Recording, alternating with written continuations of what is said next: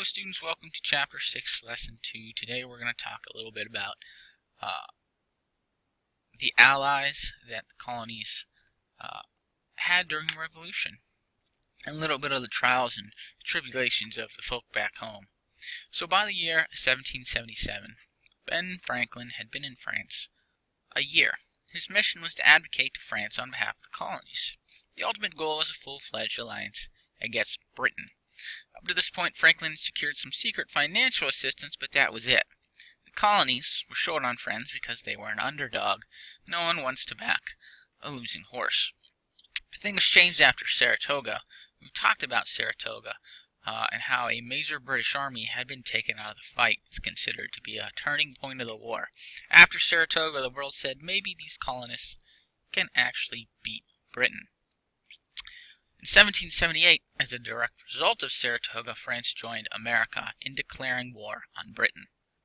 France immediately sent money, equipment, and troops to America. Like France, Spain was no friend of Britain, but they weren't exactly friends of the colonies either. Spain and the United States never had an official alliance, but Spain declared war on Britain in 1779, essentially tying up British forces in what would become the American South, places like Louisiana and Florida. Let's move on to Valley Forge. News traveled pretty slowly across the ocean. Ben Franklin was not able to send a text to George Washington saying something like, well, the conversation below. This is pretty funny.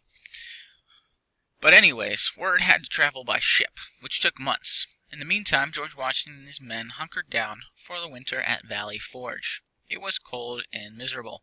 Men didn't have warm clothing or shoes. There was only poor shelter and a lack of food. The hardest part for Washington was holding his army together. Officers quit and men deserted. Volunteers, including Washington's wife, Martha, sewed clothing for the men and cared for the sick as best they could.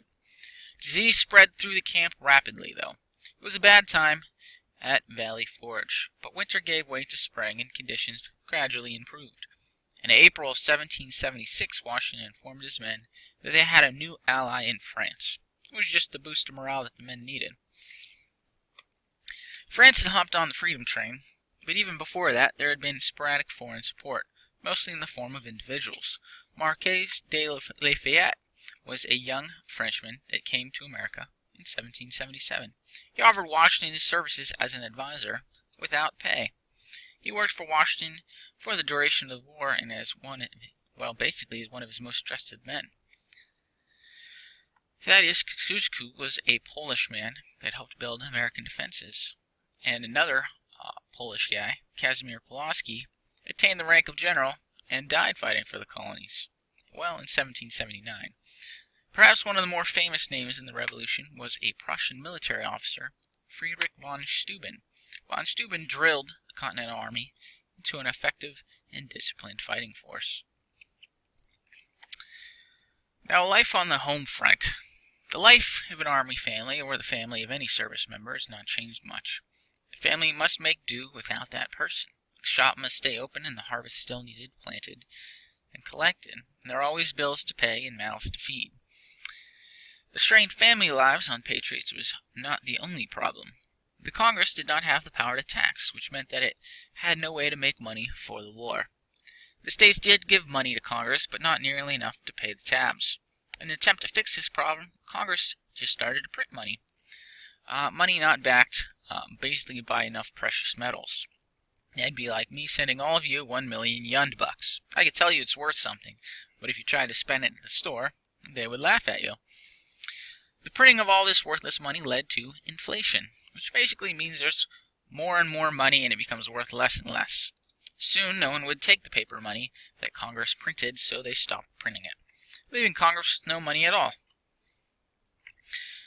With this whole war for independence, freedom, and equality raging on, some people who weren't feeling freedom began to ask questions.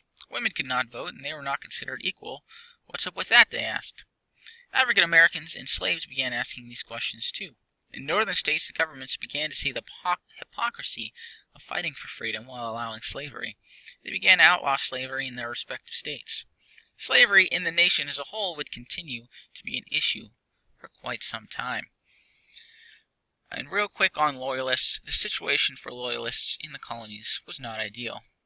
In fact, many fled back to Britain or even Spanish Florida when the revolution broke out. Some stayed and chose to ride it out, even fighting in loyalist militias. In towns with both loyalists and patriots, things were tense. In some cases, loyalists were shunned by their neighbors or even executed in extreme cases. It was kind of like wearing a Steelers jersey at an Eagles home game. Just a bad idea. So that's our lesson for the day. I would encourage you to read the section in the book. There's definitely a quiz question in there that is something I didn't mention specifically in the lesson, but it's in the book. So it's Chapter 6, Lesson 2. Go ahead and make sure you read it. I covered a lot of it, but you're going to want to go ahead and read the book. And then here's your quiz. It's a standard quiz. I'm pretty used to them now. And that's it for the day. If you have any questions, let me know. Otherwise, have a wonderful day.